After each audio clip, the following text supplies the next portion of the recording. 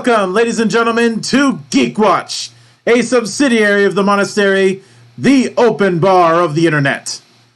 I am your one and only gaming monk, better known as Mildra, and with me I have two of my good brothers here in the temple. One of them, the first, we have the we have the man holding all the contracts, the dealer who holds all the cards, the handsome devil himself, good brother JT. Yes, indeed. And the man of 1,000 runes, the CEO of Zadare Enterprises, and the bane of my fucking existence, good brother Xanatrix. I made him play 52 card pickup with his entire Book of Grudges library about me.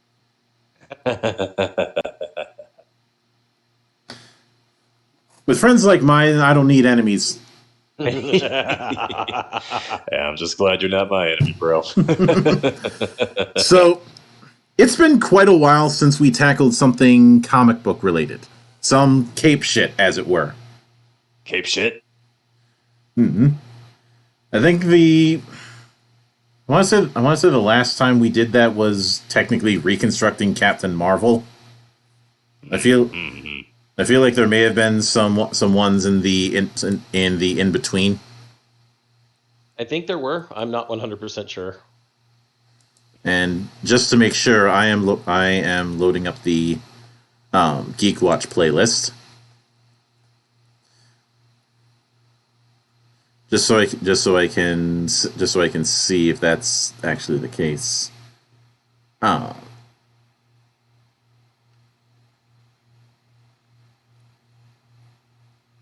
Well, there was the CW episode,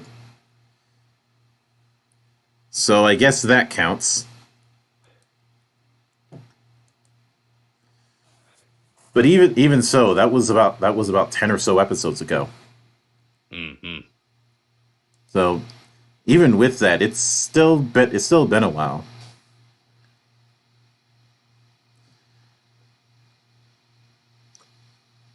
And we did kind of dip into the concept with the when we were talking about plot twists, but that was a general writing thing. That wasn't necessary. Mm-hmm.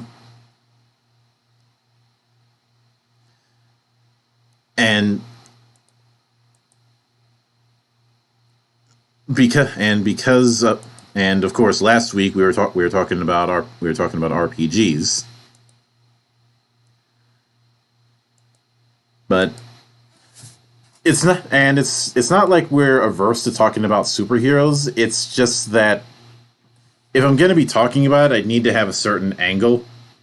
I did at one point consider how we would reconstruct the Clone Wars, but not the Clone Wars, the Clone Saga. But then I realized doing that or reconstructing Countdown would be tantamount to writer suicide.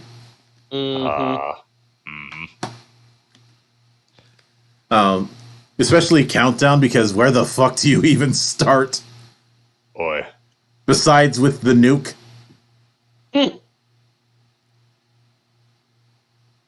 And now, remember, Jeff Johns put up that whole thing of ignore Countdown. No, what? It wasn't Jeff Johns, it was Morrison. But Final Crisis is weird. Pretty much any of the crises are weird. The only good one, the only ones that weren't weird were the first ones. Mm-hmm. Which was meant to clean house. Precisely. And it didn't. I will admit I have a soft spot on some levels for Infinite Crisis. My favorite is still first, Crisis on Infinite Earths. Well, first is obviously the best. Infinite Crisis, I'd say, is a solid second. Mm-hmm. But it's good that we're talking about that because we'll be discussing DC, specifically Superman, because I have seen on multiple occasions how people keep claiming that it's difficult to write Superman in a way that connects with modern audiences.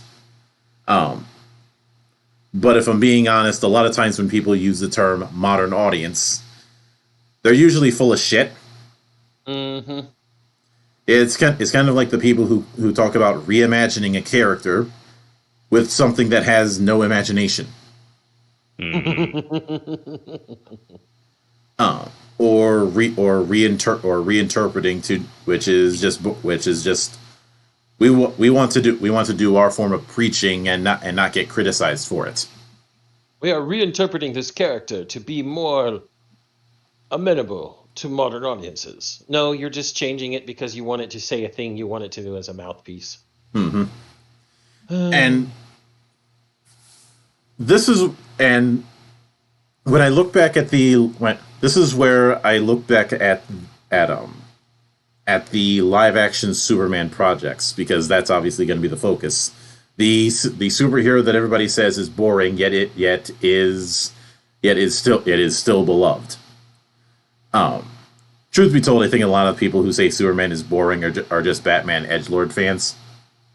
Or people who have never read a Superman comic or watched the original show. People who have never exposed themselves to Superman in any form. Because it doesn't escape my notice that a lot of the people who make that argument always hinge their argument around the power set. Well, I feel like exploring Superman's very interesting and very unique to him because of his power set internal strife would be more suitable for fully written material. But other than that, that's really the only gripe I have with Superman in all of his forms. Otherwise, he's still really fun to read. I just think it'd be easier to explore his particular foibles and his particular crises. What you're asking for is All-Star Superman. Yes, I am. Yep, and I love that one. Yes, everybody loves that one. It's also the one where you can definitively prove he has a very high strength cap without having to compare it to the measurement of Earth. But you just take 3 times his normal strength that was allegedly stated, and then divide it by 3, and there you go. Yeah, I've argued that an easy fix is to stop trying to make Superman into Jesus, and that is what I want to cover for this week. As you can see in the title, it is Superman and the Jesus Paradox.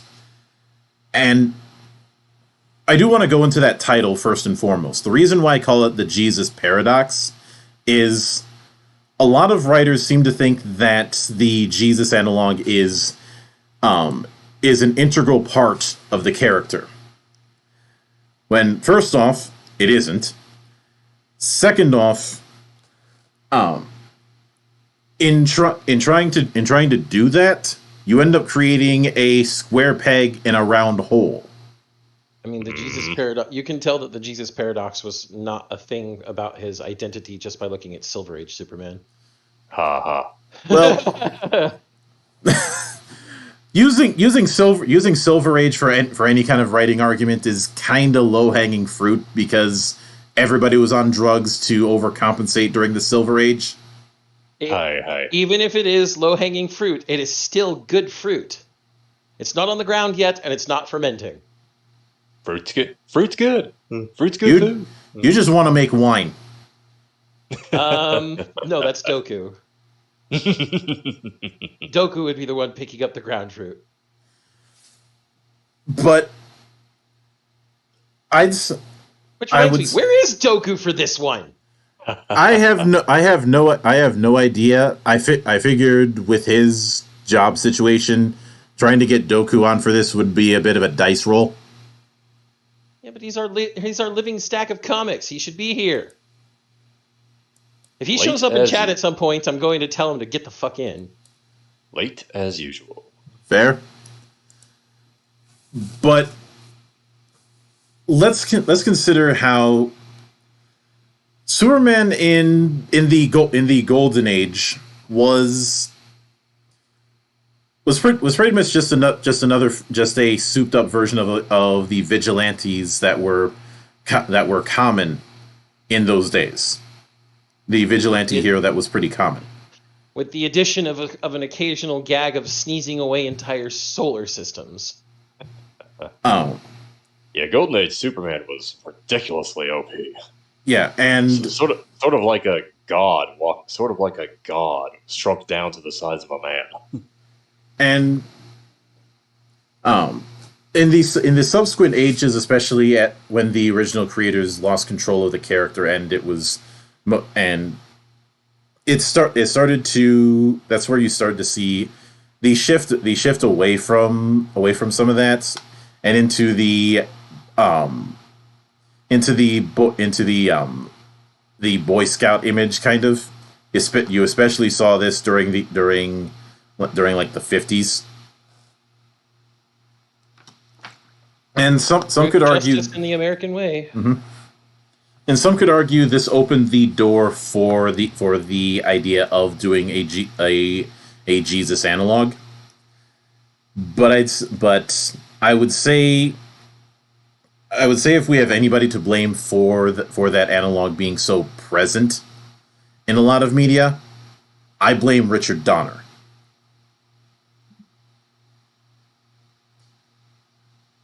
Because the first Superman movie was definitely leaning in that direction. Oh, heavily, very heavily. And I mean, it's perfectly analogous to the story of Christ in the early New Testament. Mm-hmm. And I think that but I think the question that has to be asked is, why do we have a problem with trying to do the Jesus analog in subsequent work? You can't really tell a lot of stories within the Jesus analog. I do think that part of the problem with doing a Jesus analog with any kind of character is there's a very short shelf life. You have the birth, the death, the resurrection, and that's pretty much it. It's not a whole. You can't do further stories with that. Mm-hmm. But I'd say the other problem, and this didn't really dawn on me until Man of Steel, was not sticking to it. I know some people like to make the Jesus analog with Death of Superman, and I can see it in some aspects, but Death of Superman was to see whether or not Superman was too clean for the 90s. I'd say if it's a parallel to anything, it's a parallel to what Nightfall was trying to do with Batman. Mm-hmm. Mm-hmm. To see whether the cultural shifts that were going on in the 90s with far more violent superheroes. Meanwhile, you have these the legacy names, and whether or not they fit in that era. And I don't recall what the answer to this was with Superman. Maybe Steel. That's a bit of a stretch. The answer in Batman was obviously Azrael. Mm-hmm. I don't think there was a good answer when it came to Superman. No, I think the idea was to kill him off. But given how well the Death of Superman story did, and how people were clamoring for a return, I think it showed that it was in coma. I think that ended up showing to DC that there was still a market for that character. Mm-hmm. But and as far I remember I remember writers with both Superman Returns and with Man of Steel claiming that they did the Jesus parallels because that was intrinsic to the character. That was their words, albeit somewhat paraphrased. Intrinsic. And I think it's either a case of they suffered a misunderstanding, or their only familiarity with Superman up until that point was the Donner movies. That might have been the case. because like I said, it wasn't until the Superman movie in '78 that we really saw that. And hell, Superman Returns feels like a giant Richard Donner fan film. Mm-hmm. One which nowadays is remembered more for memes than anything else.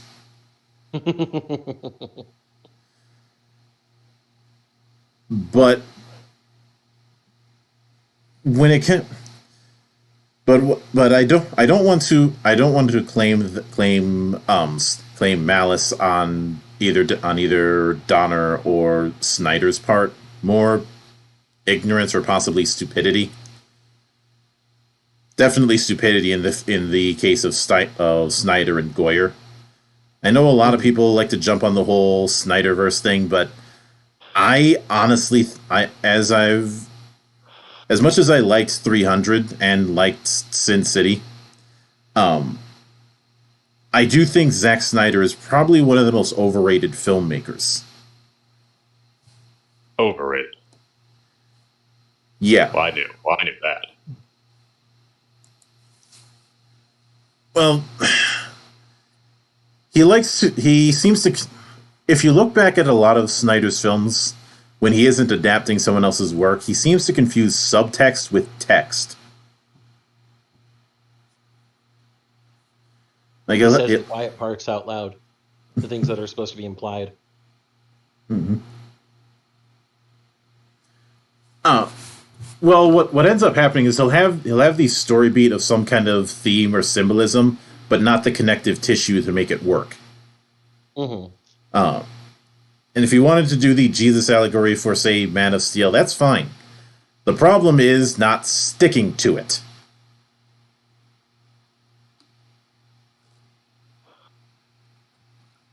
Mm-hmm. I don't know if that was a consequence of him working with David S. Goyer, i.e., the guy who's the sole reason we didn't get any more Blade movies. Asshole. And the guy who said that She-Hulk looks like a porn star. Huh. Double asshole. Oh. And I'm not kidding about the former. Snipes has gone on record saying he absolutely can't stand him. Mm-hmm. Because apparently he was an asshole during work on the Blade movies, especially Trinity. But when it comes now, obviously, when it comes to this paradox, we're ignoring every one of the old Superman films after the first one because one, Donner had gotten run out of town midway through Superman 2, and furthermore, does anybody unironically like Superman 3 or 4? What? What is this you say? Does anyone unironically like Superman 3 or 4? I can't think of anybody. Those don't exist. What are you talking about? What are you talking about, dude? The only thing I know about 3 is Richard Pryor was in it, and he had no business being in it, even though I love Richard Pryor to death. And 4, Nuclear Man. I don't need to say anything more than that. Good God, the acting in that from that actor in that film. Jeez Louise. I hope you enjoyed your slice of holiday ham that year. I caught it on a rerun on network. But I'd say part of the major issue with trying to do this is that a lot of people when they want to do the whole Superman is Jesus, they'll do it through him T-posing in low orbit way too fucking much.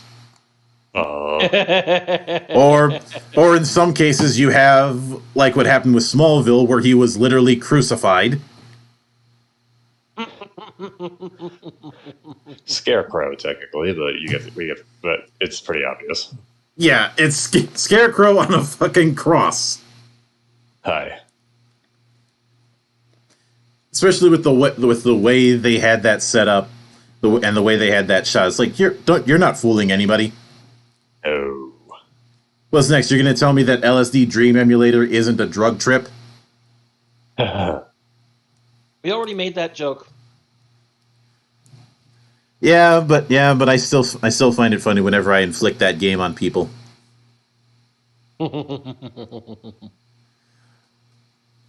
But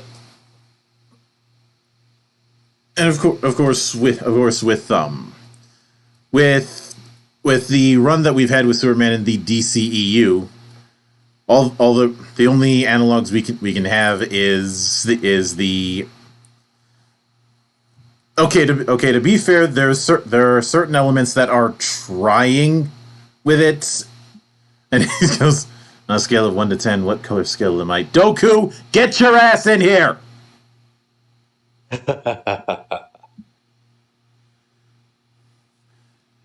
Sometimes it seems the only way to get things done is by aggressive bullying.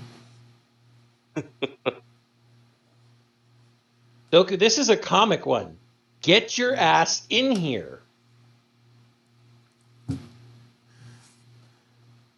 But continuing on the whole genetics thing to try and give Jor-El more of a spot in Man of Steel. Kind of, and of course the whole thing of Clark snapping Zod's neck kind of undercuts the whole Jesus thing. I don't know. I kind of liked Clark killing Zod. That was much more conclusive. Cathartic. Yeah, it felt more cathartic too. That's true. I'm not against it, but if Snyder is going to claim the Jesus analog, which he did, and supposedly there's stories of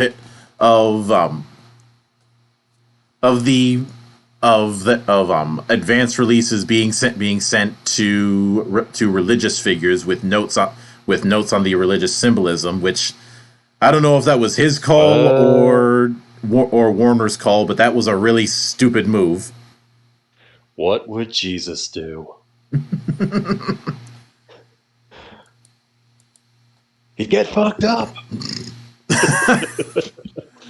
Doing shots of his own blood.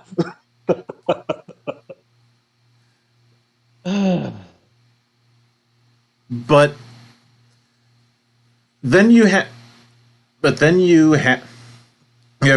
the whole thing of this codex that's genetically implanted inside Clark when he was a baby, which is a MacGuffin that goes barely anywhere. That's bogus. It kind of felt like one of those things that's a bad habit among certain writers of setting up some sort of mystery that they have plans to reveal later and then never do. Mm-hmm. If I were to use another example of this, the whole thing about Peter Parker's parents in the Amazing Spider-Man movies, which are not good. No. Although Andrew Garfield is a good actor. Let us just make that clear. He is a good actor. But a good actor cannot overcome a bad script. Yes. Absolutely.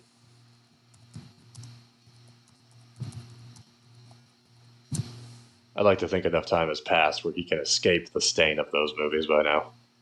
I mean, he's actually been seen as redeemed because of Spider-Man No Way Home. Yeah. Which I will say I legitimately rented and I did watch, and it was actually really good. It was worth the $4 for the HD version. Mm-hmm. Everybody should watch it once. Mm-hmm. But duly noted. But of course the other thing that doesn't quite fit this idea of trying to do a Jesus allegory is if you look at a lot of the portrayals, there's usually not good in the name of some higher cause, but good for its own sake. Mm. There isn't some higher cause, some idea of being about his father's business. Man of Steel tried to do that by introducing the stuff I mentioned with Jor-El, but it didn't work because Jor-El is such a non-factor in his development. Mm-hmm. Oh yeah, and how could I forget that whole thing of Thomas Ken saying that he shouldn't have saved somebody, which everybody talks about him snapping Zod's neck. Nobody talks about that.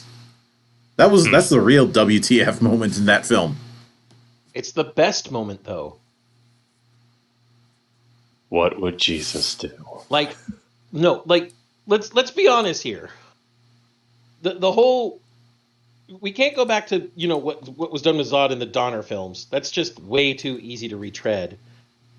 So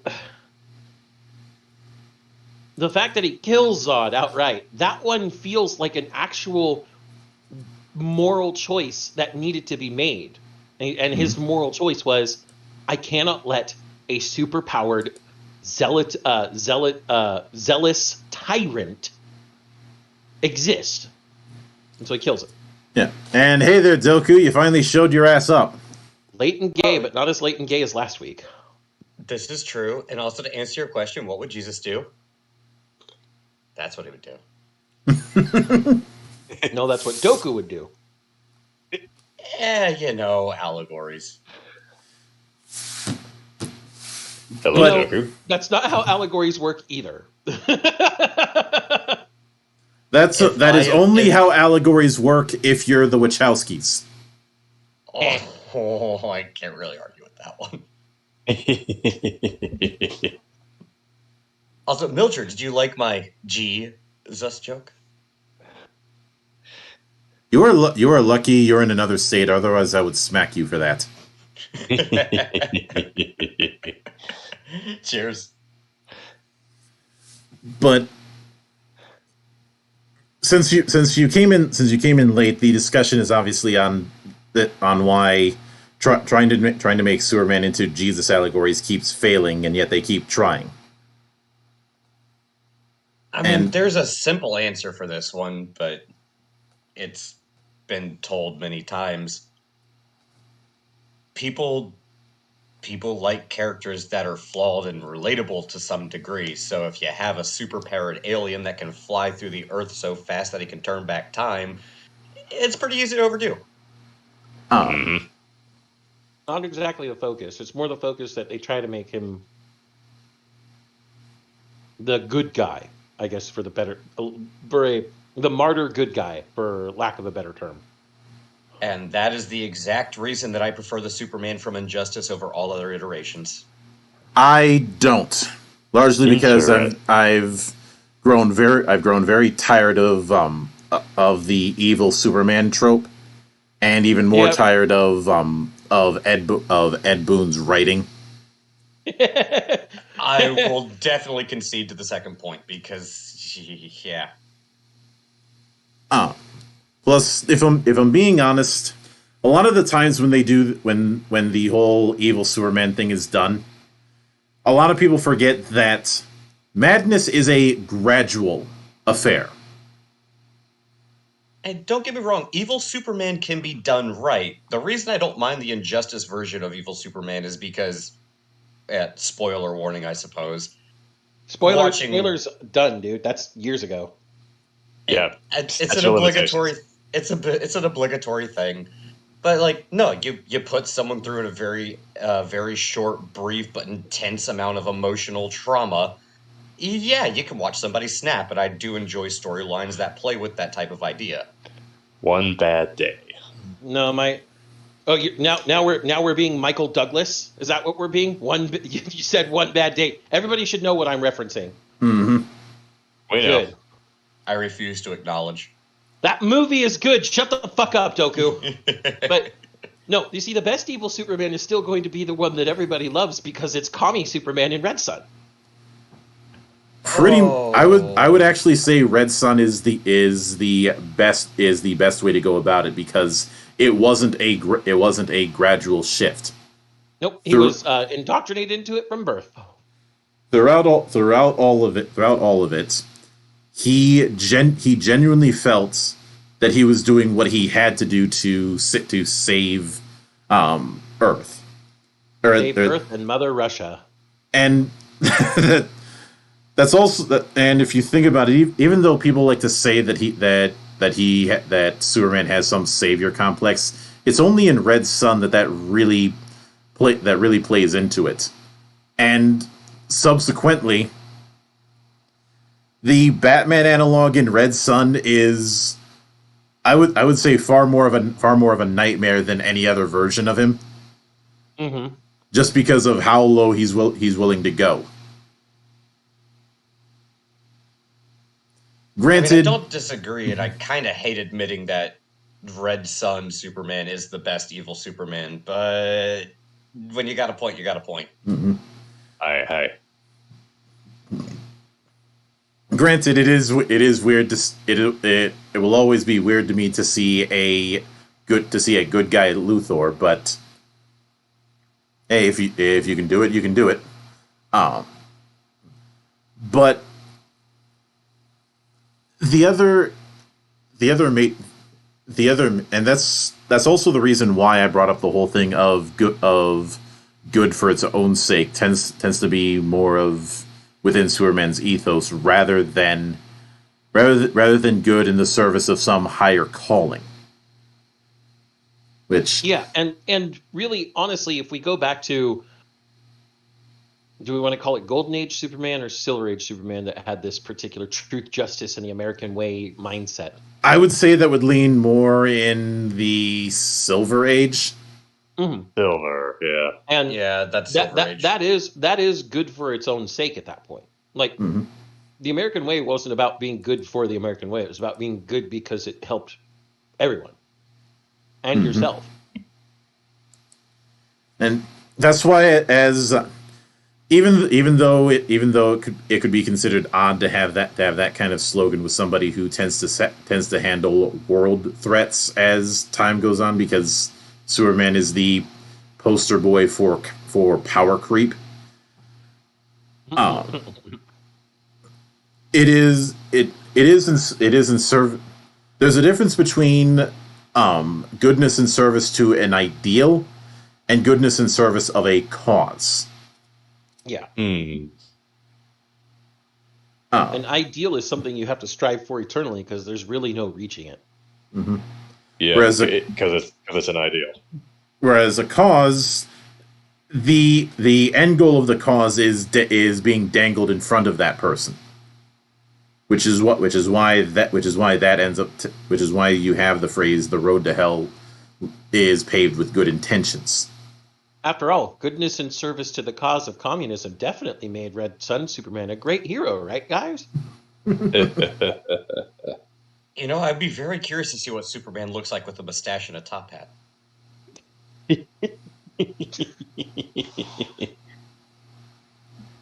Just saying. God damn it, Toku. You can't go. It's funny you mention that, since the first step in his turn was killing Stalin. Well, Stalin wasn't using true communism, so we need a alien godlike Jesus figure.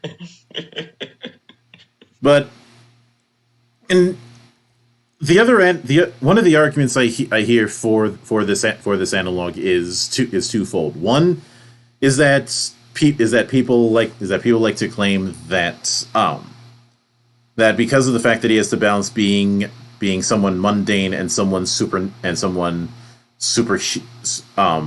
not mundane. I was trying to think of some equivalent to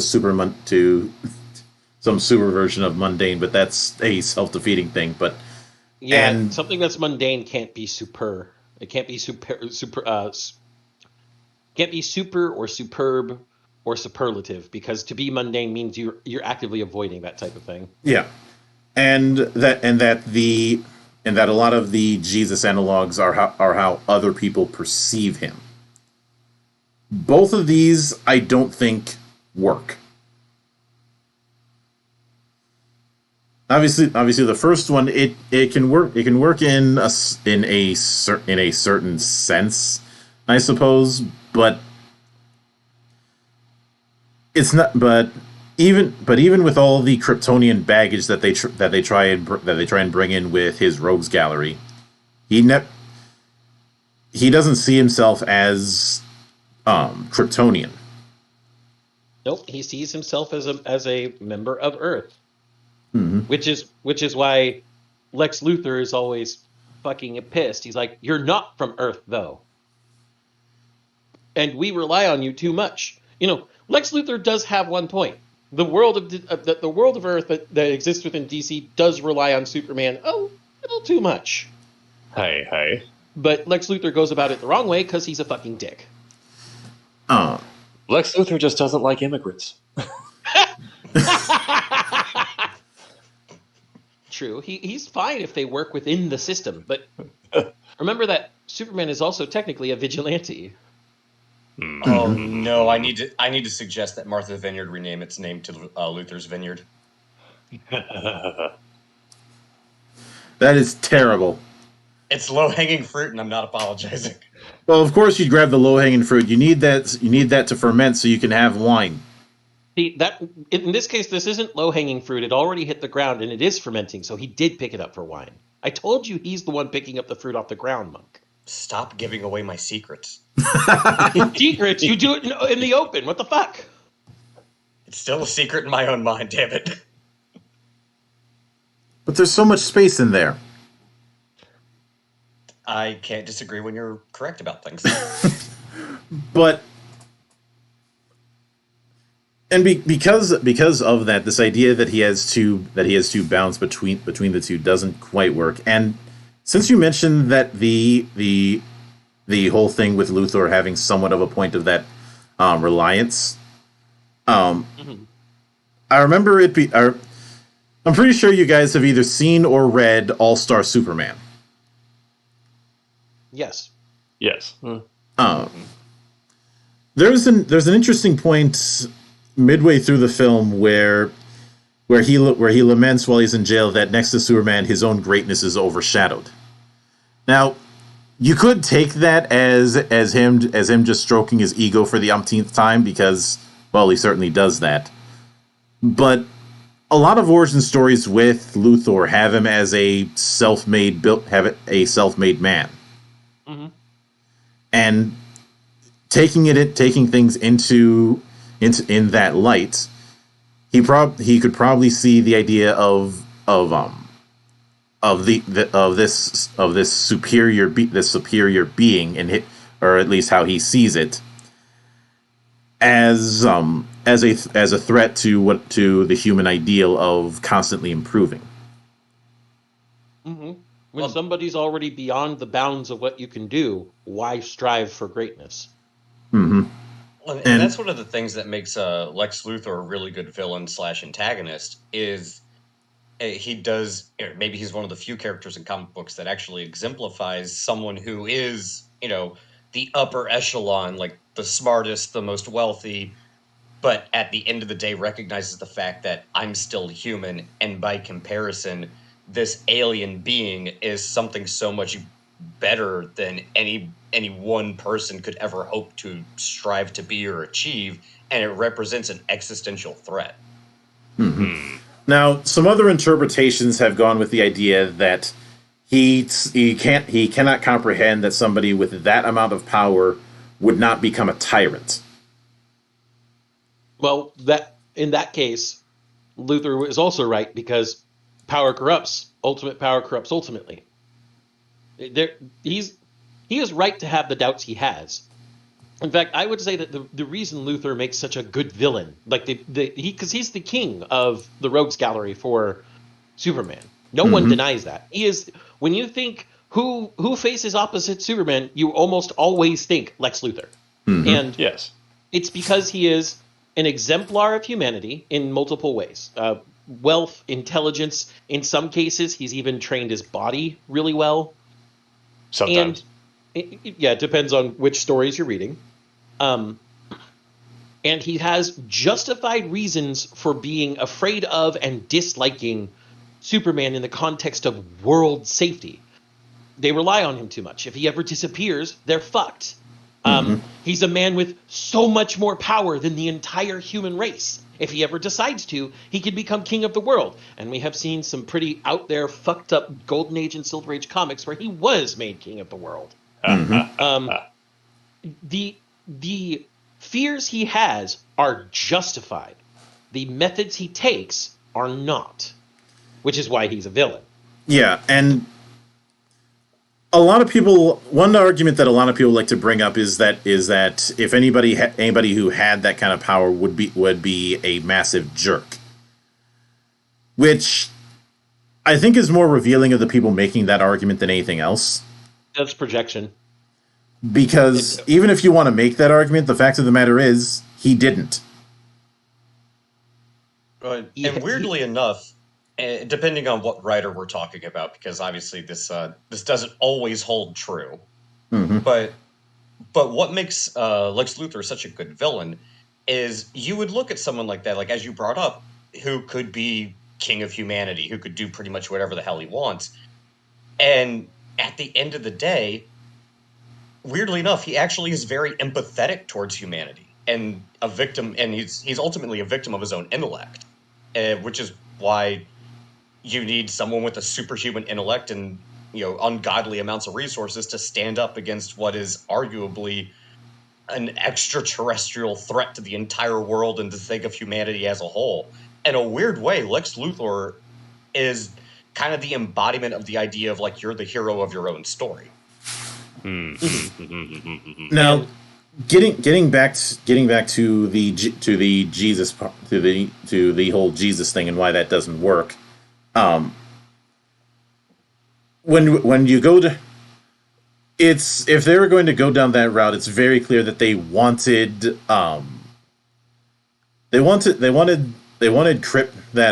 Snyder wanted Krypton to be either a heaven analog or a heaven analog alongside Zod as Lucifer.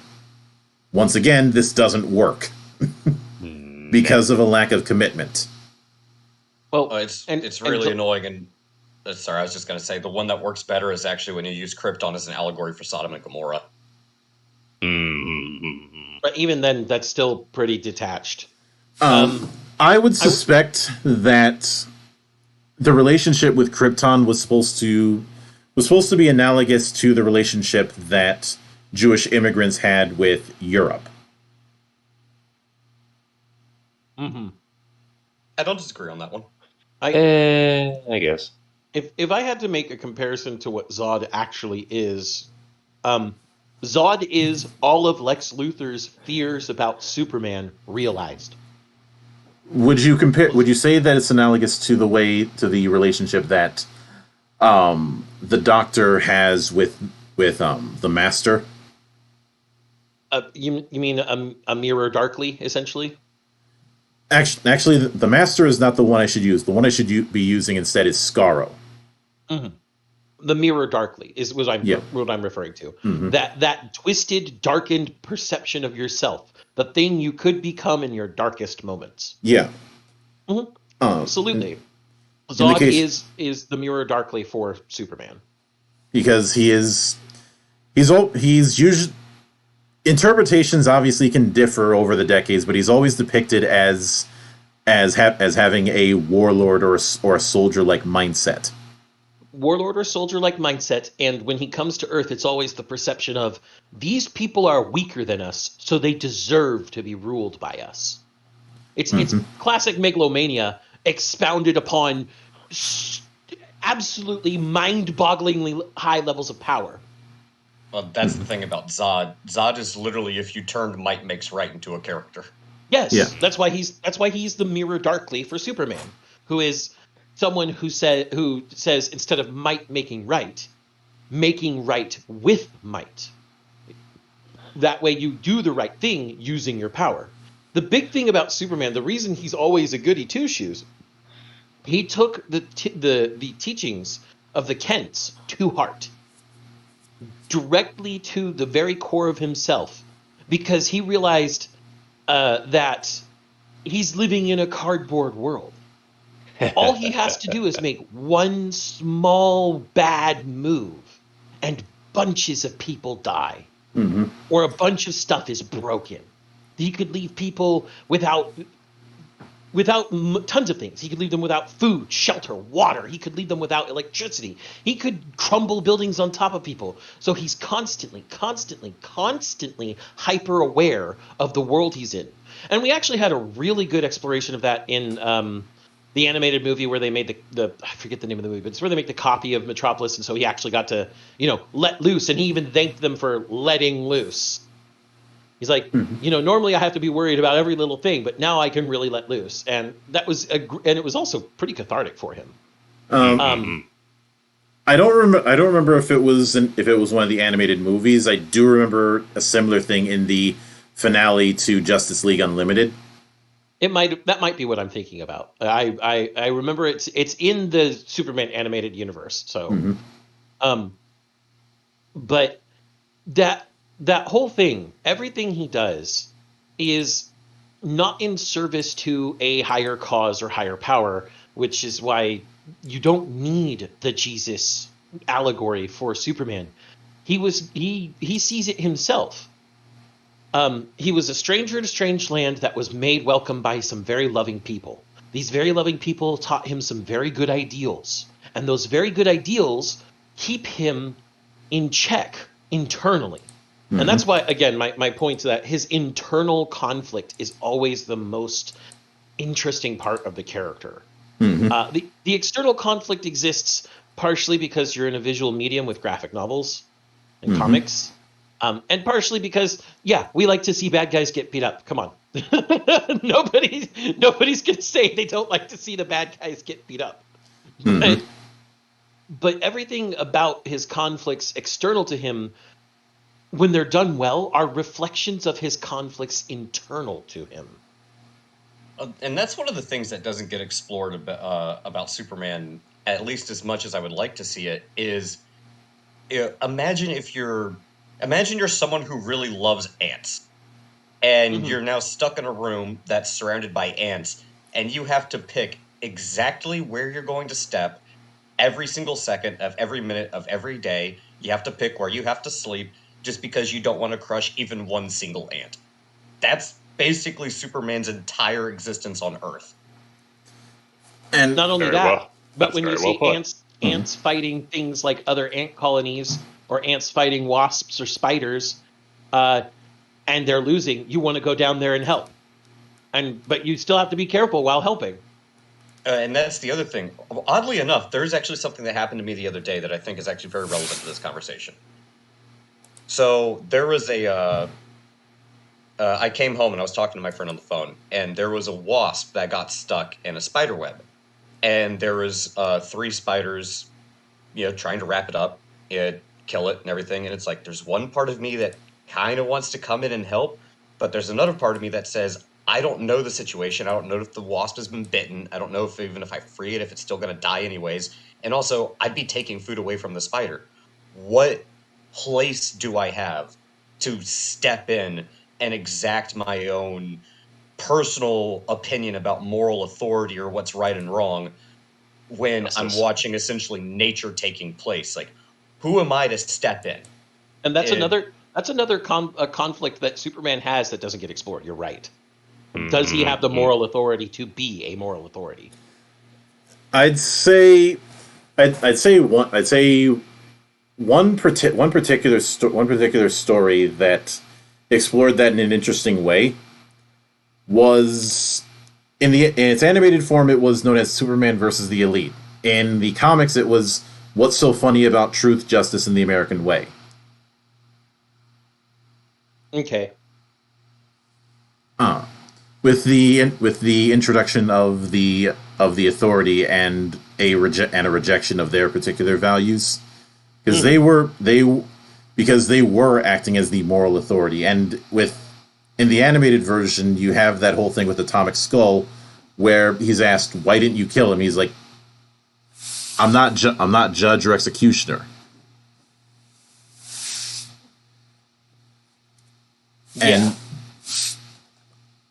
when during the fight at the end, you think that you're seeing a version where he's decided to see the elite's point of view, even though at the end of it was all a ruse,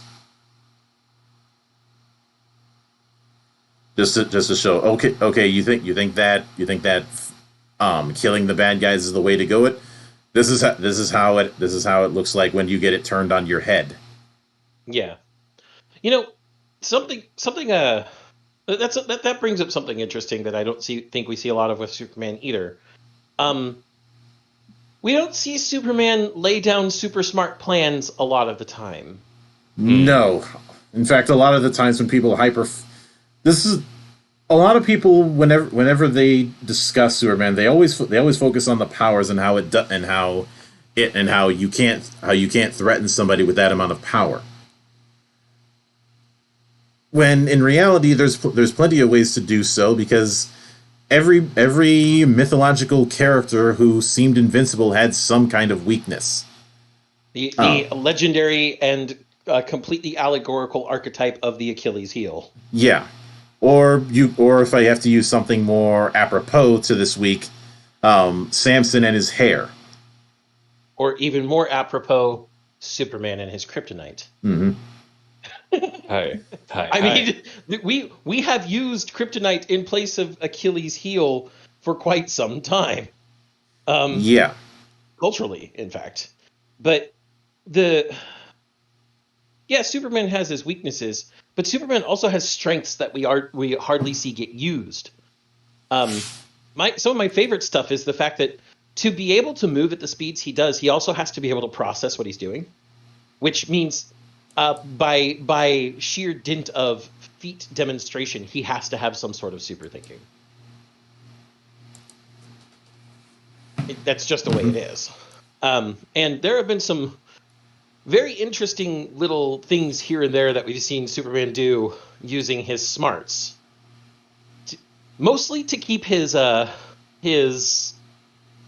secret identity secret. But that's the biggest amount of smarts he tends to use. Like he and I'm going to quote Kill Bill for this because it actually is pretty apropos. Superman is Superman. Superman is not Clark Kent. Clark Kent is the disguise. Whereas Batman is Bruce Wayne. Bruce Wayne is Bruce Wayne. Batman's the suit he puts on to fight crime. That is the disguise. Superman is his base form. He has to put on Clark Kent to blend in. It's almost a reverse secret identity. And I would say both Superman and Batman are reversing the secret identity in different ways. True, especially since Bruce Wayne, when he's being Bruce Wayne, tends to be a bit of a playboy. Bruce Wayne is Batman Bruce Wayne is the way Chuck described it best. Spider-Man is Peter Parker with a mask on to protect Peter Parker. Mm-hmm. Bruce Wayne is Batman with a mask off to protect Batman. and hell, there's that infamous panel where both Superman and Batman are holding the lasso and revealing their real names. Superman says Clark Kent and Batman says Batman. And remember, lasso of truth, you can't lie. But I don't think even Superman would say Clark Kent. He would say Kal-El. Yeah, he would. So I think that was a little bit of a miss there. Oh, I may be misremembering, but the point is that even when compelled, Batman still does not see himself as Bruce Wayne in that sense. Mm-hmm. Mm-hmm. Oh, and ultimately, all of these things, all of these different facets that we're exploring, are a bunch of different things that can be used to express Superman well without having to rely on the Messiah complex. Especially since there's a few bullet points with the idea of doing a Jesus parallel that are not present in any case where somebody tries to do the whole Superman as Jesus thing. First off, we don't have anybody who you could consider a Lucifer. Not even Luthor is a Lucifer. And good point. Luthor isn't, and Zod certainly isn't. I would in fact say that if it was to be compared, Luthor would be a Judas. Well, that's the other thing. Who is the Judas that betrays him? And also, we don't have any followers. There aren't any. If there's anybody, and I know I'm trying to stay away from mentioning Batman, but if there's anybody who has disciples, it's Batman, not necessarily Superman. Yeah, Superman doesn't really have any friends. No, Superman has friends. He has friends, but there is Clark Kent. But Clark Kent. The point that I was getting at is super friends. Oh, boo! Monk, sit in the corner now. Monk, do we have the Dave button, or did we just say he should be Daved? Obviously I don't have access to my soundboard, so Doku, that should be a Dave. Dave noted. But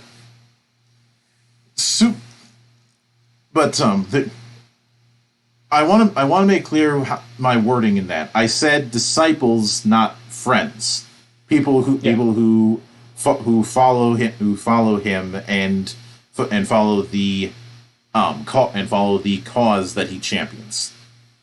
You certainly have that with the entirety of the Bat family. Even though Batman is also in service of an ideal and not a cause, you still have disciples with the people that he takes in one form or another. And I think that's part. Oh, sorry. Go ahead. No, you go ahead. All right, I was just gonna say, a lot of people don't give enough credit to the line "I'm not wearing hockey pads," because it actually makes a really good point about Batman and everybody else. Could you go out there and be a vigilante and beat up criminals? Sure. What's the difference between you and Batman? Yeah, I'm not wearing hockey pads. Dude's trained. Dude's been training for his entire life. Dude has access to way more resources. And Superman, on the other hand, was basically, you'd argue, was born with hockey pads. Or, well, born with, a bat suit, I guess, would be a more appropriate analogy. Bat suit. Mm-hmm. Of course, that's the only point I wanted to make. Yeah. Of course, the other thing is, even if you had the resources and had the training, there's a line from Batman Begins that I think is applicable. The training is nothing, the will is everything. Yes, conviction. That's, again, even if you had the bat suit, what do most people who get access to a bat suit in almost every iteration where Batman isn't Bruce Wayne, what do they lack? It's the conviction. Mm-hmm. There's a reason why I've talked about Jason Todd being the fallen angel of the family. He was the one who didn't get it. But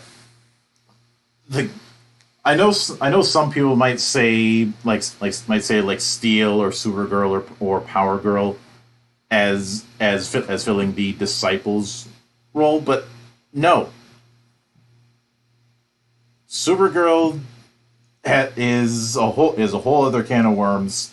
Power Girl is an even bigger can of worms regarding origin stories. Yeah, let's not go into Power Girl, please. Steel, maybe, but that's a massive stretch. Like John Henry Irons wasn't.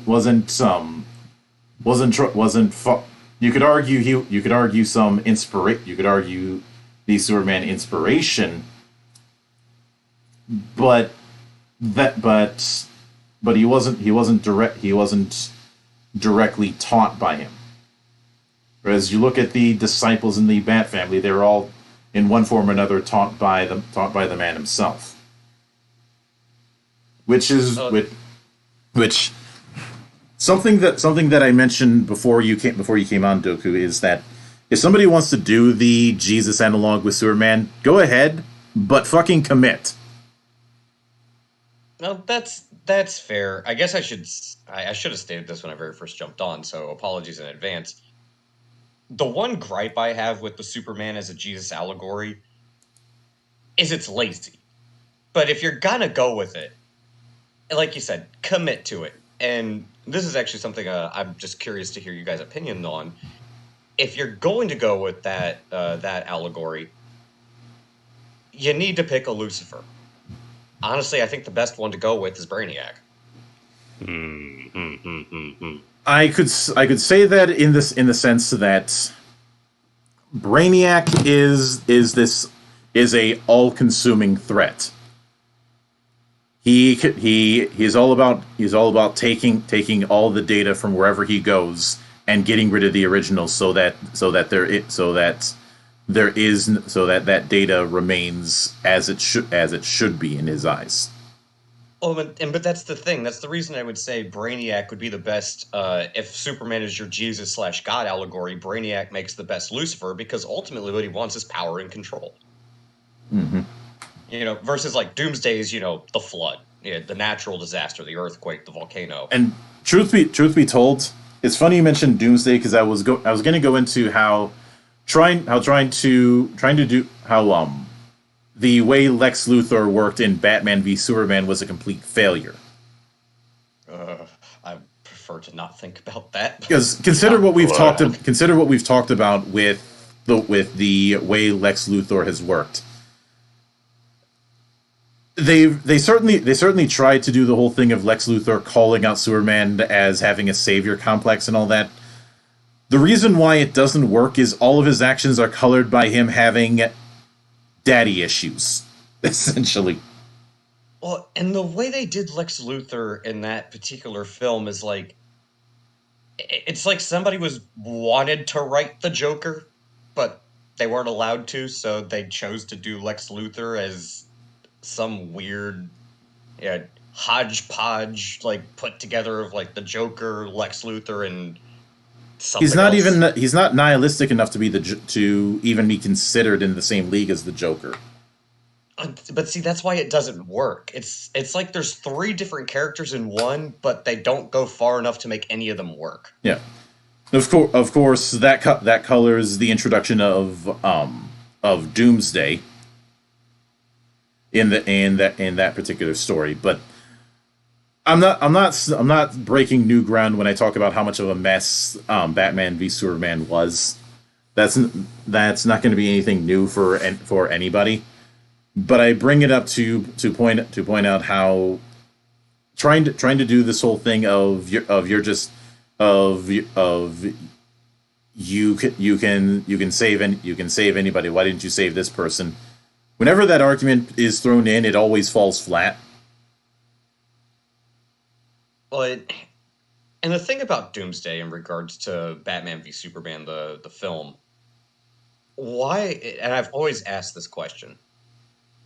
Why on earth are you going to drop Doomsday in your first major team-up movie, which should have been years out anyways, but that's a different topic of conversation? Because, and it touches on something we've sort of danced around a little bit, is just how poorly utilized a lot of these characters are because we're going for tropes. At the end of the day, Doomsday doesn't really represent much of anything outside of the death of Superman. Yeah, it's like that's it. You don't see him much outside of that, but unless they're trying to recreate that story, which law of diminishing returns applies in that situation. Well, agreed, and that's the only, in my opinion at least, that's the only time that actually introducing the character of Doomsday would be appropriate, is presenting that sort of, that crisis that, let's say Superman comes in, we're 20 movies in, the world's been stabilized and it's peaceful because you have this alien god that is making sure it is, and then boom, there's Doomsday. All of a sudden, Superman's dead. What the hell happens to the world? It's not necessarily the death of Superman that's really all important, and it's not Doomsday. The bigger question and what makes that storyline so compelling is what comes after. How do people cope with it? And that is an interesting thing to go with. And I know some people say, when I've asked in the past about who the Lucifer should be, some people have said Darkseid. Even though Darkseid is one of the few people that can really set off Superman, I don't see it in that sense, because I see Darkseid as a universe-wide threat, he's too high up on the scale with everything that he does. Yeah, Darkseid's more of like, I guess, like your King Midas, maybe. Darkseid's out to build kingdom. Like he's not really a good Luciferian candidate because he's not doing things for ultimate power or anything like that. You could argue one way, but I would argue it's like he's just trying to build his own kingdom. He just wants to be a king. He doesn't necessarily want to be God himself. Yeah. And obviously you have the whole thing with him searching for the anti-life equation to enact further control, but that's because Darkseid is meant to be the ultimate tyrant. I'd say if you were to use an analog to a historical figure, maybe Timur. Actually, yeah, that's a good one. What if we were to use an analog to a biblical character like Nebuchadnezzar? Fair. Oh, actually, yeah, Nebuchadnezzar's actually a very good one. But speaking of that, there is even though we've gone for an hour about how trying to make a Jesus allegory with Superman doesn't work, there is one biblical figure that I would argue is a more natural fit. And I'm not saying it for the obvious reasons. And I'm also not the only one who made this parallel. Moses. Okay, I'm curious. I'll bite. You do have in the case of Moses, you do have someone who was in a world he didn't belong in. You did have the moment where he was abandoned by his parents, sent down the river, and picked up and adopted by another family. Grew up, realized a higher calling, did a bunch of crazy shit to free his people. You also have the aspect of him taking the time that he took matters into his own hands, and it went horribly when he punched a slaver so hard that he killed him. Actually, correct me if I'm wrong. I believe there was a Superman story arc where Superman discovered that there were still surviving Kryptonians, and he was faced with the dilemma of you can either choose to save the Kryptonians or you can choose to save the humans. And I believe he chose the humans. Are we talking about the Bottled City? I don't think it was. No, it wasn't the Bottled City. It was a different one. It might have been an animated movie. I don't remember. It's been a while, but I want to say there was. I think they were actually on a spaceship or something. Like there was a spaceship, like almost like the prison, like in the Dark Knight movie, where you can choose to save the ship of innocent people or you can choose to save the ship of convicts. It was almost the same type of situation, but it was humans and Kryptonians. The prisoner's dilemma, except instead of the prisoners choosing, it's Superman choosing. And when it comes to, I feel like it's been done in the past, but I'm not entirely sure where or when. It probably has been done just with decades of stories. Law of averages would dictate that story had been dipped into at least once. And yes, I will admit that the concept of that there isn't a whole lot of analog to the whole leading people out of Egypt, but um, with a lot of the actions that Moses did, a lot of it was in service to it was more in service to a common good than a promise of some sort of paradise. Yes, there was eventually the promised land, but there was also the fact that a Moses analog you have the room to do more than just one story.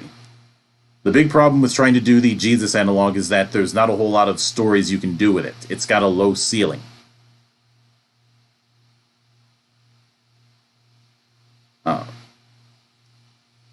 And truth be told, if there's any pop culture character that's done the Jesus analog, it's probably Neo. Yeah, that was even deliberately pointed out in Path of Neo. Yeah, and how trying to do that in a video game is lame. Which is why they then decided to go with the nonsensical giant Smith fight. I think, well, this was when the Wachowskis were still cool, and their mindset was, we want to do this. This is a game. Games are supposed to be fun. What's more fun than a giant Mega Smith? You know, when you said this is when the Wachowskis were still, and I almost thought you were going to say something other than cool. Oh, what I mean by that, of course you would do. What I mean by that is this was when they were their chief focus was making things for people to enjoy instead of making things with a message. Mm-hmm. I mean, in that same ending on Path of Neo, I forget which Wachowski interrupts the other, but he goes, "Dude, you said you weren't going to do this." He's like, "Oh shit."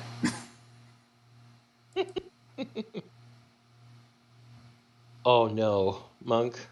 What? Side note, completely unrelated to everything. If they ever include G Gundam in Gundam Evolution, you might not see me for months.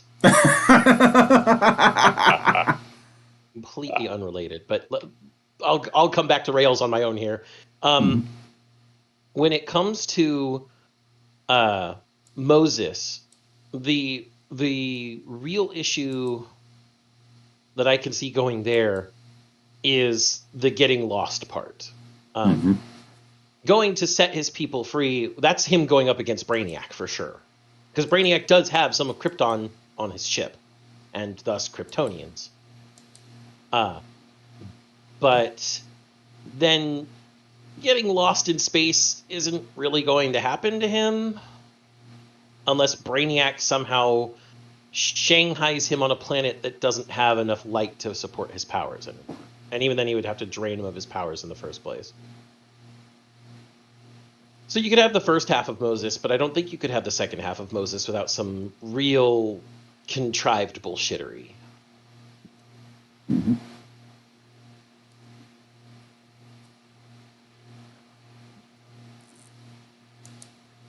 And I would say that, and admittedly, I'm always kind of iffy about using religious analogs as your primary motif. Mm-hmm. I'd rather it's something that you dip into in service of a larger story, and that's kind of what the '78 movie was trying to do. Yeah. The Jesus thing was in service to the larger story that they wanted to tell. It wasn't meant to be the primary aspect of that story. Mm-hmm. But I honestly think that above trying to figure out what sort of symbolism you should or shouldn't use, just focusing on telling a compelling story should be key. And even with the amount of powers that Superman has, it can be done. I have a very high opinion of All-Star Superman, which is very much analogous to the 12 Labors of Hercules. Mm. And because of that, it's even with that, it's not like it's trying to go with this idea of Superman as an allegory for Hercules, but more of but the story is focused more on him trying to get his final affairs in order because of the cell apoptosis that's going to occur, or is occurring. It should be a better term there. And how everybody reacts to this idea that his clock is going to run out. This person who everyone thought his clock would never run out, well, is. I thought that was just an interesting premise in general, that charging his cells with too much sunlight energy was going to kill him. Of course, then you have Superman 1 million to come around and say, oh yeah, if Superman sits in the center of the sun for 15,000 years, he becomes God.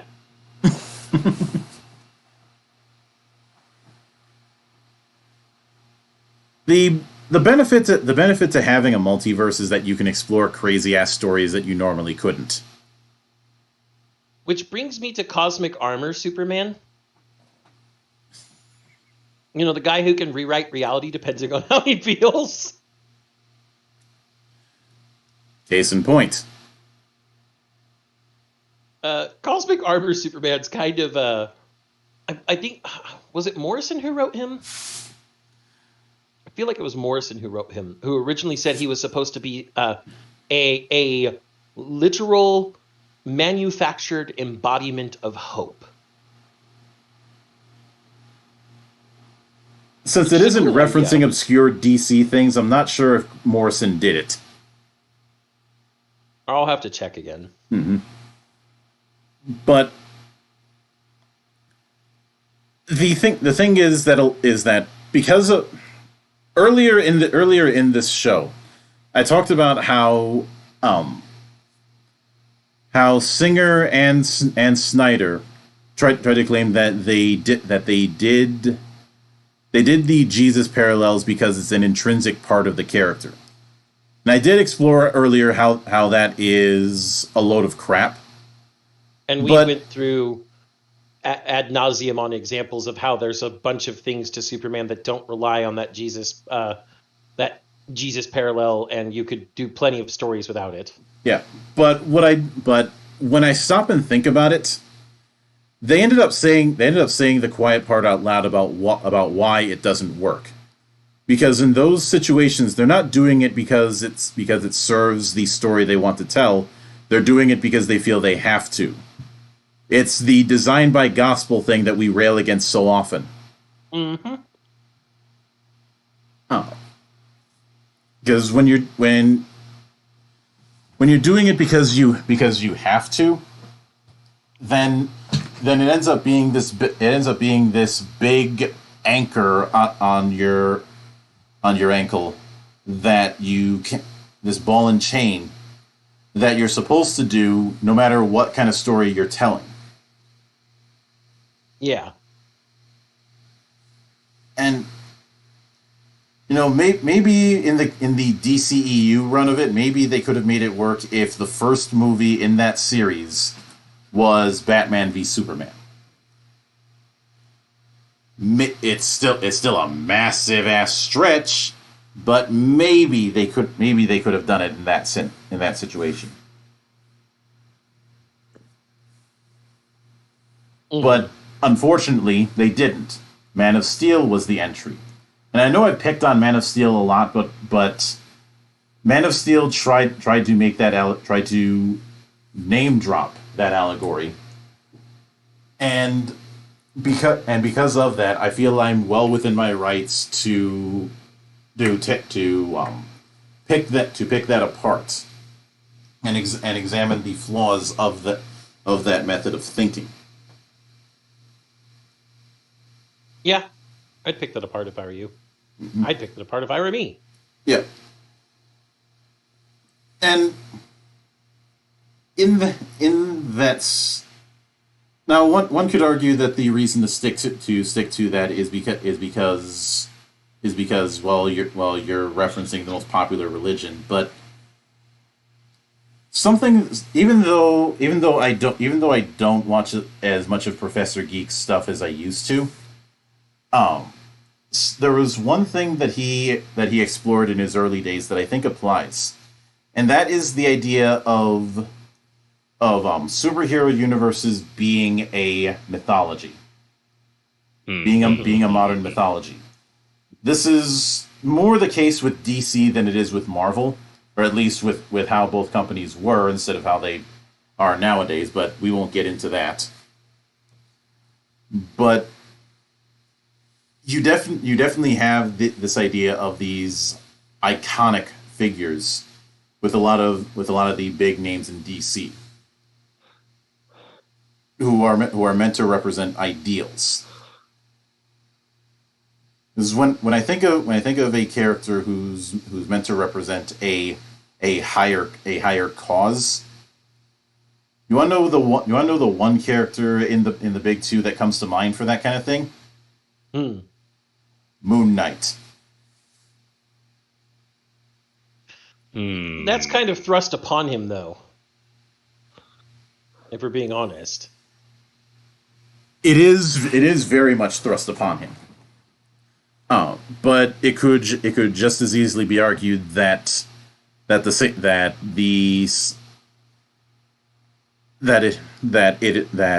some of the figures that we've talked about, it was thrust upon them. But truth be told, there aren't many. I'm trying to think if there's any other heroes in the big two that would fall into that whole thing of serving a cause rather than an ideal. And it's kind of slim pickings. It is slim pickings, because serving a cause generally isn't conducive to the stories. You become constrained. Mm-hmm. Whereas Moon Knight's whole conflict is how to be, someone who isn't completely fucked up and still serve his cause, since it's his cause that is fucking him up in the first place. Mm-hmm.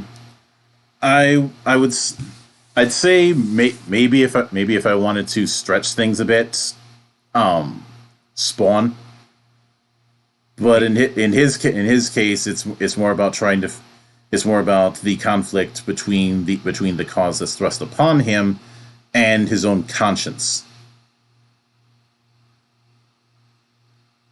Yeah. Especially since in a lot of Spawn's stories, he has all these external factors trying to pull him in different directions, and him trying to figure out what is the right thing to do by his own morals. Even with as screwed up as they may be.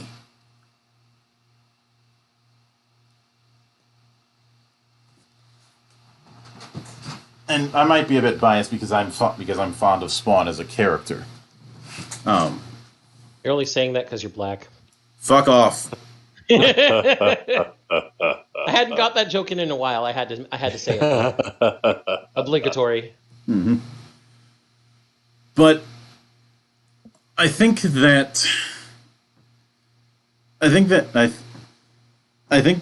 the other reason, like you said, it bottlenecks if you try and do the whole thing of in service to a cause. The closest analog you have are superheroes who are directly serving some sort of organization, like when, say, Miss Marvel was working directly under S.H.I.E.L.D. Mm-hmm.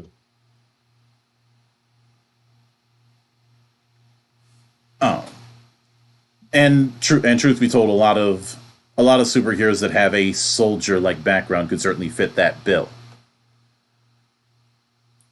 But not a whole lot, especially since there's only so many stories you can tell with that kind of thing. And I know somebody might bring up what What about Captain America working for the American government? Even with that, it's not like he was blindly loyal to the institution. He fought for the ideals, and yeah. then when the institution stopped serving those ideals, he fought against them. Mm-hmm. Everybody brings up the famous "No, you move" speech. Ah, yes, one of my favorites, actually. And now you make me want to quote it. So I'm gonna. I'm just gonna, because really it's the whole. There's also the speech that he gives to Peter, but I think it's the same speech, isn't it? I think he was speaking to Peter. Yeah. The whole thing boils down to him talking about how he quoted something by, Mark Twain, about the Republic and the country, and that it is the decision, each person alone, that must make the decision of what is right and wrong, and that if everybody makes those decisions in one way, and that way is the right way according to the convictions, you have done your duty by yourself and by your country. Hold up your head, you have nothing to be ashamed of. And then he ends with, doesn't matter what the press says, doesn't matter what the politicians or the mobs say, doesn't matter if the whole country decides that something wrong is something right.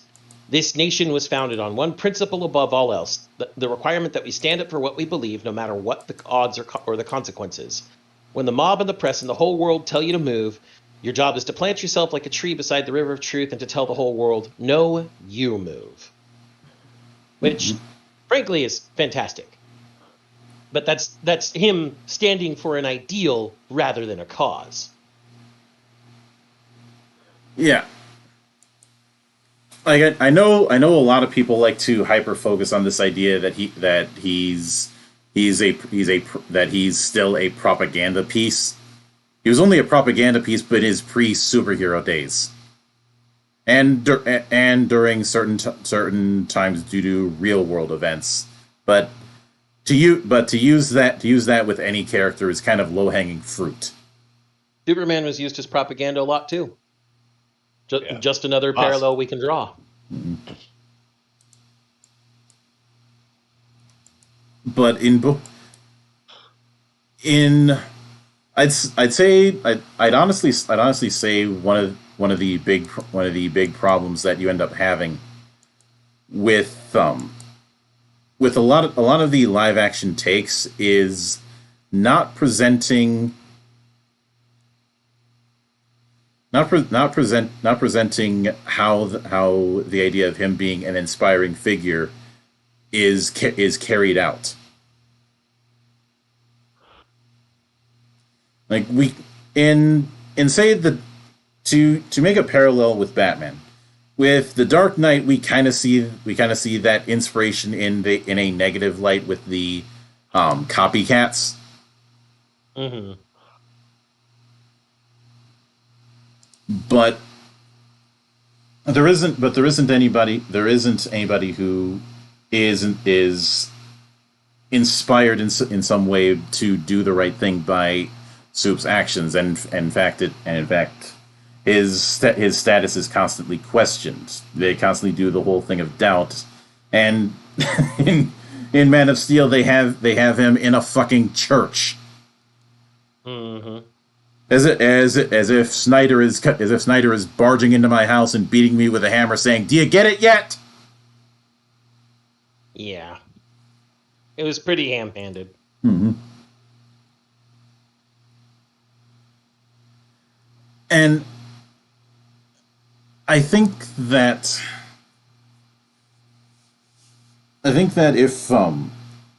if somebody had asked me how I would handle that kind of story, I would.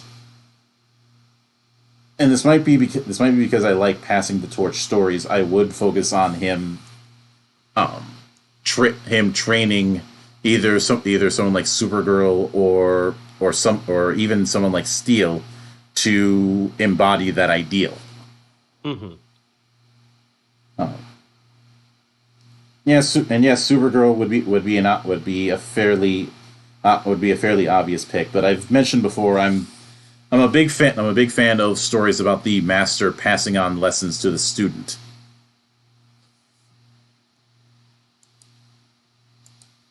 Oh, for all we know, it could be another Kryptonian who's a Superman fanboy. But that's leading a little bit too much into Ultraman Zet.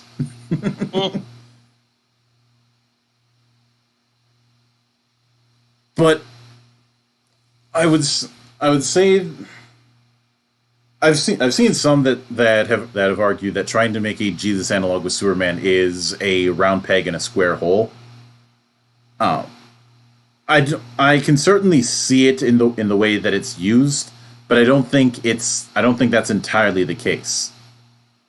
I think it can work if you're willing to commit, and by that I mean if you're going to make that a central motif, you can't just use cross imagery and a death and resurrection and call it a day.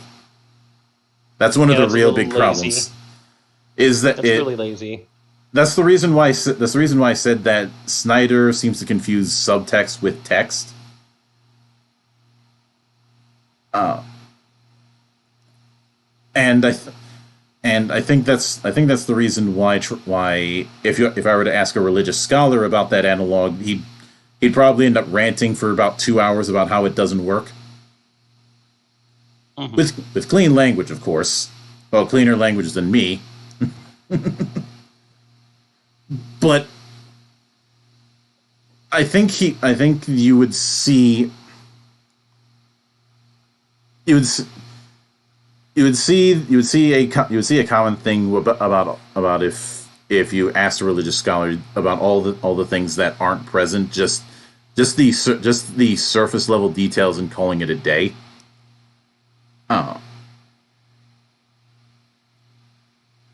And and truth be told, when it comes to some people trying to justify it, there's a whole lot of spin. Even some people bringing up the whole thing of him being powered by the sun is supposed to be evidence that was the intent. There was one big reach where somebody tried to claim that Kal-El was supposed to be based on the Hebrew word for voice of God. It's not. Putting aside the whole thing of the Old Testament was written in Hebrew, the New Testament was written in Greek. Mm-hmm. So kind of undercuts that. And second, in order to find what would be the Hebrew word for voice of God, it's not Kal-El or Jor-El. I don't think any of Superman's original creators were religious scholars in any sense. I think Jor-El was based on one of the authors just messing around with the syllables as an abbreviation, which is not uncommon among authors. Everybody has those little in-jokes or inside references. Mm-hmm. But I had to do deep dives to try and find something that was at least on the mark. And there were no matches. I think some people just did the whole thing of Hebrew is a Bible thing and Jesus is a Bible thing. So draw a line between A and C. Yeah. But given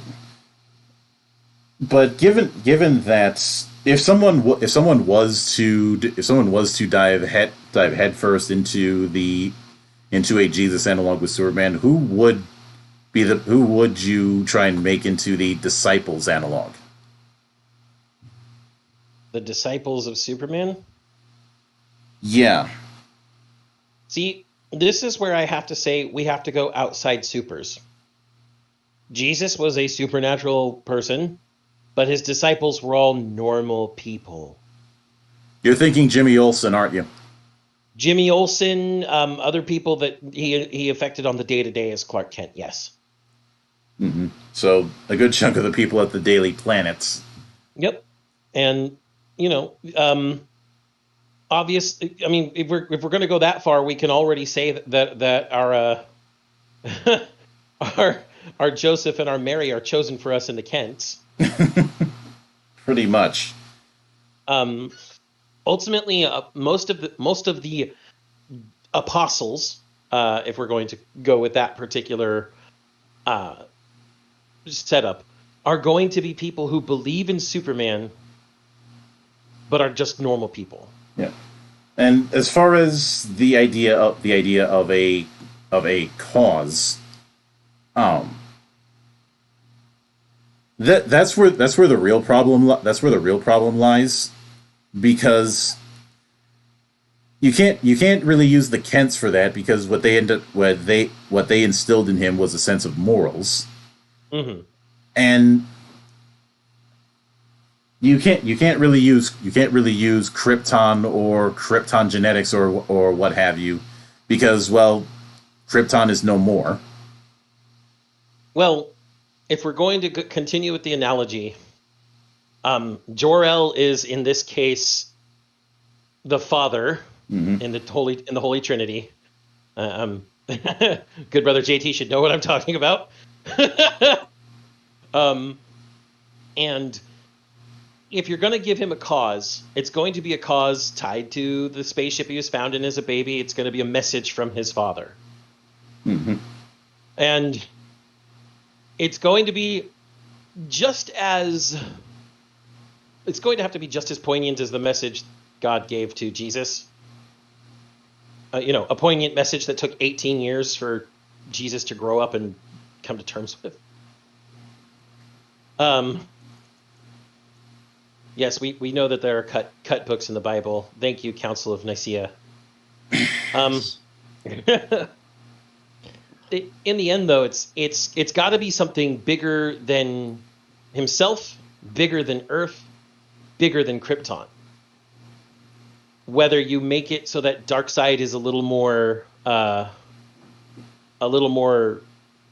evil and less just pragmatic tyrant, which could be one way you go with it, or whether you make up a new, universe-spanning evil, or whether you just turn Brainiac into something even more ruthless and destructive than it already is.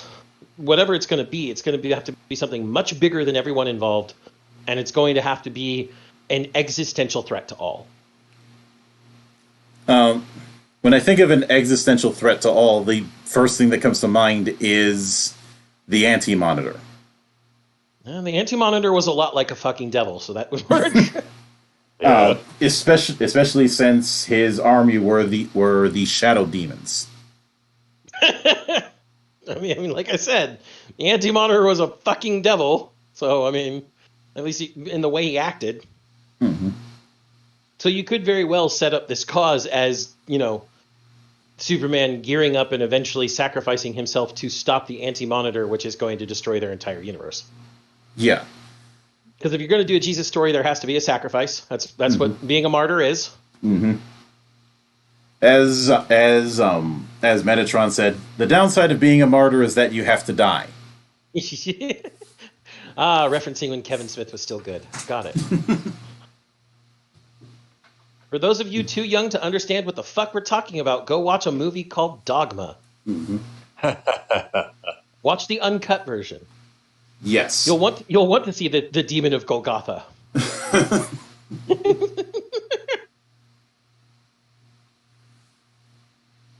But the big thing about building this around the Jesus allegory is you're going to have a lot of story beats you have to hit, which is limiting, and I don't like it. Yeah, that is the reason I would be hesitant to even do this kind of thing. I'm exploring this mostly to show that it can be done, but it requires you to not go half-assed with it. Yeah, which is why I'm making many of the references that I am. Mm-hmm.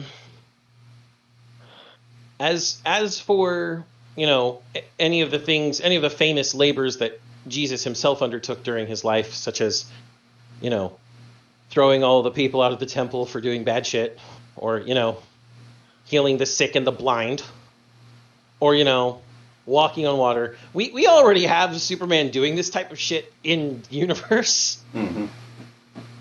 He'd just have to be doing it on a much wider scale. Yeah, and this, And then Lex Luthor can be our Pontius Pilate that someone has to turn Superman into, or turn Superman into, as in turning him in like a criminal. Mm-hmm. I realized that phraseology was not the best. Yeah, but he can be our Pontius Pilate, because Lex Luthor is smart enough to know Superman's weaknesses and to trap him. Mm-hmm. So he makes sense as our Roman senator who just wants to wash his hands of this whole deal, and also is scared of the Jews, or in this case, is in that regard. Who is Judas? I'm going to say again, Jimmy. Jimmy is a very close friend with Clark Kent, and of course, we've got all the Superman's pal Jimmy Olsen comics to. He's the closest. And he's one of the people most likely to suffer a huge crisis of faith when he comes against something that seems scarier than Superman. And maybe something gets under his skin and makes him think maybe the world would be better if we all defended ourselves. And so that's why he goes to Luthor grudgingly, unwillingly, but feeling he has no other choice. And what's going to be even funnier is Supes is going to know. And Supes is going to let him do it, just as Jesus knew and let Judas do it. Because Supes loves his friend, and he understands the type of fear he can instill in others. Mm-hmm. So, there's going to be a lot there, and people are going to be like, oh, Jimmy Olsen would never turn on Superman. And I turn to people like that and I go, do you really think that there isn't a situation in which Jimmy Olsen would turn on Superman? Because there assuredly is. I may not be the most involved with the lore to pull a point like that forward through the narrative competently. Mm-hmm. I'll fully admit that. So will I. But there is a way to do it, mm-hmm. even if I don't know how. Yeah. And granted, if I was given the proverbial keys to the kingdom, this would not be the kind of story that I would even tell. Yeah, that's also true. I obviously would be far more interested in telling a story that doesn't require me to be a religious scholar. But it is possible to do it. Besides,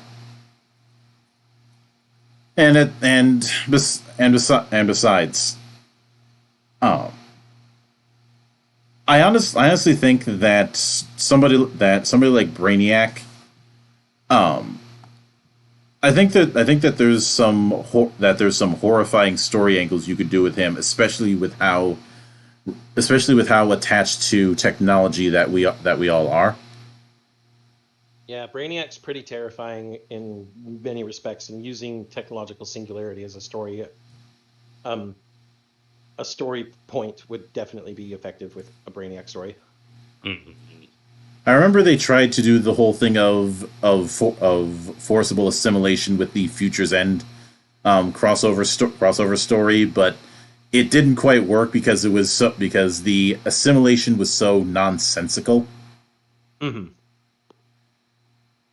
And especially given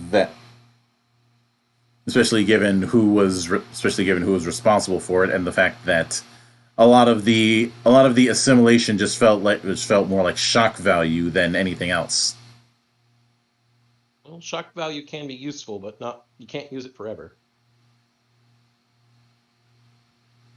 replacing, say, Wonder Woman's arms with blades. Sure, it looks shocking and it's a cool moment to look at, but once you get past that, the problems set in. Yep. Oh, you end up becoming like Snyder, where you have stuff that looks good, but when you put thought into it, doesn't quite work. Mm-hmm. But if there's any takeaway, from all of this, it's that you have to commit to the damn bit. Mm-hmm. Anything less, and you may as well not have done it. But I think we've exhausted this particular point, going just under 2 hours. So that is going to wrap it up for this week's episode of GeekWatch. And we will of course be back next week with another iteration. In fact, let me see what we're doing. Oh, we're bringing that back. And just remember, folks, we are as we head into October, we will be heading into a very momentous milestone, the 100th episode of GeekWatch. Which unless there is some act of God that keeps me from doing it, that will be on the 16th of October.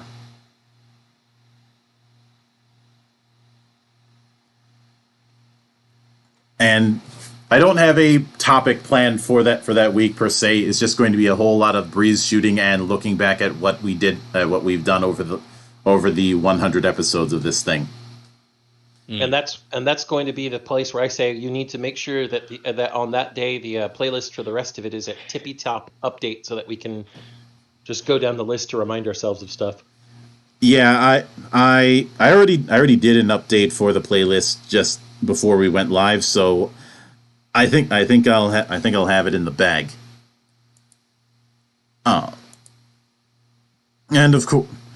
And of course, this week, hopefully, I know that I said that there were a couple of interviews I had last week, but one had to reschedule and one no-showed me. Dick. Mm-hmm. But we do have a few things that we're going to be doing this week. On Tuesday, Just Jace is going to come on to talk about his project. Wednesday is the first one-off Valley of the Judge we've done in months. This time covering Dragonbane. I'm not going to use the Swedish pronunciation. Mm-hmm. And Friday is the season premiere of our next iteration of Valley of the Judged, where we will be covering Vincent Baker's Otherworlds role-playing game. And on Saturday, the guy behind Legends of Avalon will be coming back to talk about the module he's making for that game called Against the Fairy Queen. Queen spelled with an E because, well, Legends of Avalon is meant to be very Celtic.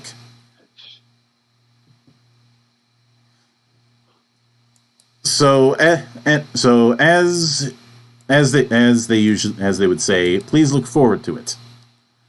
But until then, on behalf of the good brothers present and not present, my name is Mildra. I am your gaming monk, and join the